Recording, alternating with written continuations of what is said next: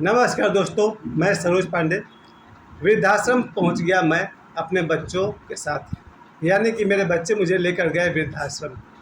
क्यों ले गए भाई? मुझे वृद्धाश्रम लेकर मेरे बच्चे क्यों गए? इसके 3 कारण हैं और तीनों कारण मैं आपको बताता हूं। और मैंने वृद्धाश्रम में लगभग 2 घंटे समय बिताए थे या 1 घंटा से कुछ ज़्यादा। क्यों मुझे बच्चे वृद्धाश्रम लेकर गए, उसका कारण 3 कारण है। वो कारण बताने से पहले मैं आपको एक छोटी सी कहानी सुनाता हूँ। कहानी यह है कि ये कहानी, एक कुत्ता था। उस कुत्ते को गांव के किसी आदमी ने पत्थर मारा। कुत्ता भाग गया। फिर उसी आदमी ने पत्थर उठाया और मधुमक्खी के छत्ते पर मारा। अब वो आदमी भाग गया। क्यों? जब उस आदमी ने कुत्ते को पत्थर मारा तब कुत्ता अकेला था और कुत्ता भाग गया। और जब उसी आदमी ने वही पत्थर मधुमक्खी के छत्ते पर मारा तो बहुत सारे मधुमक्खी थे। उन लोगों के कारण ये आदमी भाग गया। इस छोटी सी कहानी से हमें ये सीखने को मिलती है, मिलजुल कर रहिए। अपने परिवार में, अपने दोस्तों के साथ मिलजुल कर रहिए। यही पहला कारण है कि मुझे मेरे बच्चे धोखे से वृद्धाश्रम ले गए। मुझसे तो कहा कि आपको मंदिर ले जा रहे हैं, और वहाँ जाकर मैंने देखा तो वृद्धाश्रम था। मैंने कुछ देर पहले वो वीडियो डाला भी है, वृद्धाश्रम पहुँचे सरोज पांडे। पहली बात मैं फिर से कहना चाहूँगा, वृद्धाश्रम ले जाने का फर्स्ट कारण, अपने परिवार, अपने दोस्तों का कदर कीजिए, मिलजुल कर रहिए। क्योंकि वृद्धाश्रम जिन लोगों को मैंने वहाँ देखा, बूढ़ी स्त्रियाँ थी, बूढ़े लोग थे, उनसे मैंने बातचीत की और मुझे बहुत कुछ जानकारी मिली। उसको मैं आप सभी के साथ शेयर करना चाहता हूँ। तो सबसे पहले मैंने आपसे कहा कि जो लोग भी अपने जवानी के जोश में बच्चों का अपमान करते हैं, रिलेटिव्स का अपमान करते हैं, दोस्तों का इंसल्ट करते हैं, अपने बड़े बुजुर्ग का इंसल्ट करते हैं, एक दिन वो जीवन में अकेले हो जाते हैं और उनमें से कुछ लोगों को वृद्धाश्रम में रहना पड़ता है। मैं आज के वीडियो के बारे में ज़रूर आपको रिकमेंड कर सकता हूँ, सिफारिश करता हूँ। कृपया इस वीडियो को हो सके तो पूरा देखें और अपने दोस्तों और रिलेटिव के बीच शेयर कीजिए। इसमें मैं वो सारी बातें बताने वाला हूँ, क्यों लोग पहुँच जाते हैं वृद्धाश्रम। तो सबसे पहले कि जिन लोगों के पास भी, जो लोग पैसे को इंसान से ज़्यादा महत्व देते हैं, उन पर एक खतरा है। पैसा बहुत बड़ी चीज़ है, हमारे लिए हर सुविधा जुटा सकती है। यहाँ तक कि अगर आध्यात्मिक जगत में आप हैं तो आध्यात्मिक यात्रा के सारे खर्चे भी पैसे दे सकता है, आध्यात्मिक गुरु तक पहुँचा सकता है। आध्यात्मिक पुस्तकें खरीदिए, ध्यान का सेशन करिए। पैसा आपकी हर जगह सहायता कर सकता है, लेकिन अपने मित्रों, रिश्तेदारों और समाज के लोगों के साथ मिलजुल कर रहिए। वही बचाएगा आपको वृद्धाश्रम जाने से। वृद्धाश्रम जाने का जो सबसे बड़ा कारण मुझे जो दिखाई पड़ा, वो यही था कि वहाँ के जो लोग थे, उनके जो बच्चे हैं, सपोज़ कीजिए कोई आदमी ऐसा भी था जिसके 80 साल की माँ है और घर में अकेले रहती है, और उस बेचारे को 8 घंटे की नौकरी करनी पड़ती है, और माँ भी ऐसी जिसकी पूरी तरह सेवा करनी पड़े। आप समझ रहे हैं ना, पूरी तरह सेवा मतलब हो सकता है बिस्तर पर उन्हें पाखाना पेशाब भी करवाना पड़ता हो, और उस बेचारे को नौकरी भी करनी पड़ती है। वो क्या करता है? नौकरी करता है ताकि उसे पैसे मिले, परिवार चलाए। लेकिन जब वो अपनी नौकरी पर जाएगा, उस 8 घंटे तक उसके माता पिता का ध्यान कौन रखेगा? और 8 घंटे की नौकरी होती कहाँ है? 8 घंटे की नौकरी भी आपका 10 घंटा खा लेती है। कुछ नौकरियाँ 12 घंटे की है, उसमें आपके 12 घंटे लग जाते हैं। ऐसे में घर पर अगर बूढ़े माँ बाप हों, उस बेचारे का कोई नहीं हो, तो क्या करता है? वैसे लोग अपने माता पिता को वृद्धाश्रम भेज देते हैं ताकि वहाँ पर समय पर भोजन मिले, विश्राम मिले, हर तरह की सुविधा मिले, दवाई मिले, और उनके महीने का जो खर्च है वो बच्चे अपने माता पिता को वहाँ जमा कर देते हैं। और कुछ ऐसे भी उदार लोग हैं, पैसे वाले लोग हैं, जो अपनी तरफ से अपने बच्चे के बर्थडे पर, किसी मौके पर वृद्धाश्रम में मिठाइयाँ, मैं जब गया था परसों शाम को, तो कुछ लोग लड्डू लेकर के आए थे, मैं खुद चॉकलेट का एक पैकेट लेकर गया था वहाँ पर। ये जो एकल परिवार जो भारत में आया ना, एक तो था वो संयुक्त परिवार, कॉम्बाइंड फैमिली, कंपाउंड फैमिली कहिए, कॉम्बाइंड फैमिली कहिए। ये जो संयुक्त परिवार जो भारत की देन है, इसकी सबसे बड़ी खूबी एक ये कि एक परिवार में 30, 32, 35 लोग रहते हैं, और उन सब का चूल्हा भी एक जगह जलता है। तो एक बूढ़ा आदमी भी अगर है तो उसकी सेवा करने के लिए घर में 20 लोग हैं। एक बूढ़ा आदमी अगर 80 साल का है तो उसकी सेवा करने के लिए घर में 20 लोग हैं।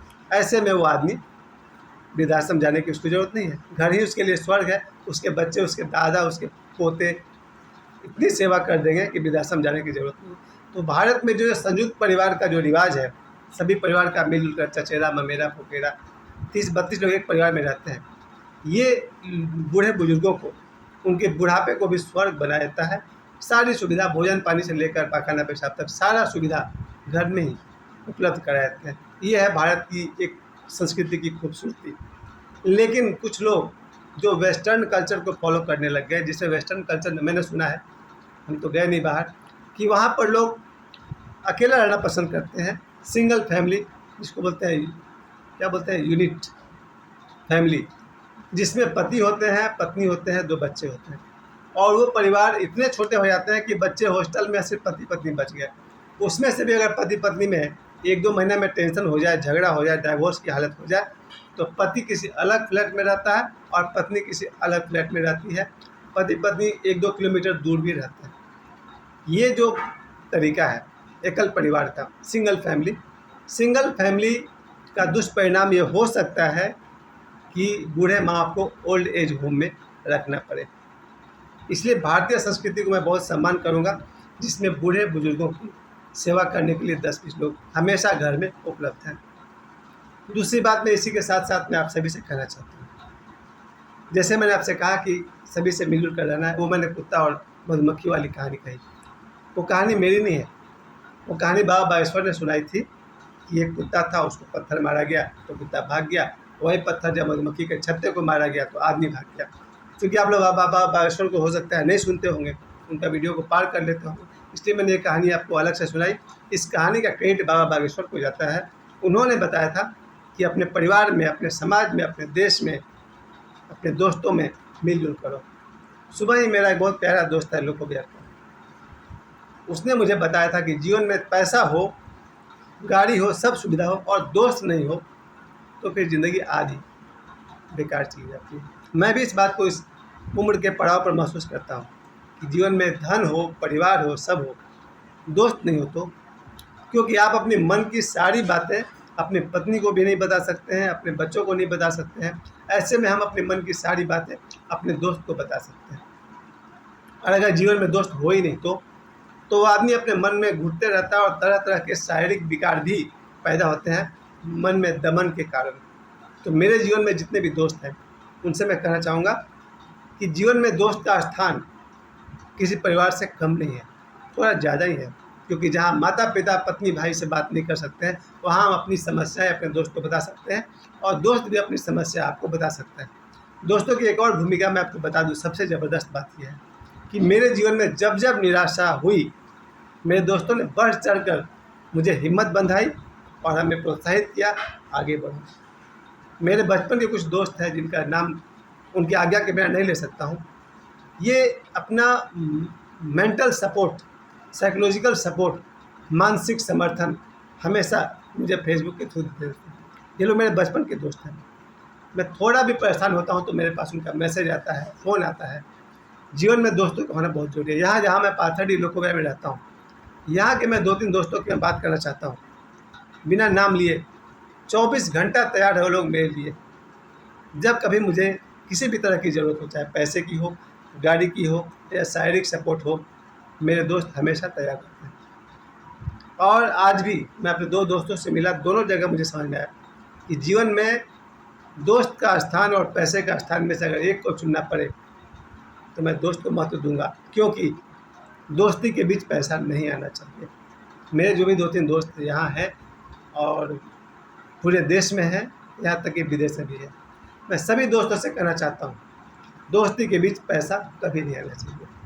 अगर पैसे का लेन देन हो, उसे आप लोग कैसे हैंडल करिएगा समझ जाइए। मेरा अपनी तरफ से पूरा प्रयास है, दोस्ती के बीच पैसे को नहीं आने देंगे। क्या है दोस्तों, वृद्धाश्रम जाने का जो परसों मेरा अनुभव रहा, जब मैं वृद्धाश्रम पहुँचा, वहाँ देखा बिल्डिंग अच्छा है, कंस्ट्रक्शन अच्छा है, रूम की व्यवस्था अच्छी है, खाने पीने का व्यवस्था भी बढ़िया है, बेड है, डाइनिंग टेबल है, और बाहर बूढ़े बूढ़ी बैठ कर के आपस में बातें कर रहे थे उम्र के हिसाब से, और भी बहुत कुछ था जो नहीं कहा जा सकता था। जो इन सब को देख कर मुझे लगा कि उन सब के चेहरे पर एक चीज़ मैंने देखी है, बहुत बहुत उदास थे वो लोग, क्योंकि अपने परिवार से दूर थे। मैंने हर बूढ़े आदमी को, हर बूढ़ी आदमी को आंखों में गौर से देखा। उन्हें रोटी मिलता है, कपड़ा मिलता है, मकान मिलता है, लेकिन परिवार का स्नेह नहीं मिलता है। चाहे दोस्तों, इस वीडियो को मैं कहूँगा आप भी देखें, अपने दोस्तों को भी दिखाएं। सरोज पांडे वृद्धाश्रम पहुँचा ये देखने के लिए। जो लोग अपने परिवार और दोस्तों के साथ समाज में मिलकर नहीं रहते हैं, उनको ये नौबत आ सकती है। ईश्वर करे, कोई बहुत बुरी व्यवस्था नहीं है। वृद्धाश्रम का अपना एक उपयोगिता है। जहाँ बहुत ज़रूरी हो वहाँ वृद्धाश्रम सहयोग करता है। बूढ़े बूढ़े स्त्रियों को जो नहीं कमा पाते हैं, बुढ़ापा में कौन कमा पाता है, उन्हें अब एक उम्र है 80 साल, उसमें तो आदमी कमा नहीं सकता है। दुर्भाग्य से किसी को कोई संतान नहीं हुआ, बेटा नहीं हुआ, बेटी नहीं हुई, बेटी की शादी हो गई, बेटा होकर मर गया, कुछ भी दुर्घटना हो गई, कोई बूढ़ा आदमी अकेला हो गया, कहाँ जाएगा। ऐसे में वृद्धाश्रम उनके लिए रोटी, कपड़ा और मकान सब कुछ देता है। वृद्धाश्रम को भी मैं धन्यवाद देता हूँ, और फिर भी मैं कहता हूँ, परिवार और दोस्त जमकर कदर कीजिए। मुझे समय देने के लिए आप सभी को बहुत बहुत धन्यवाद।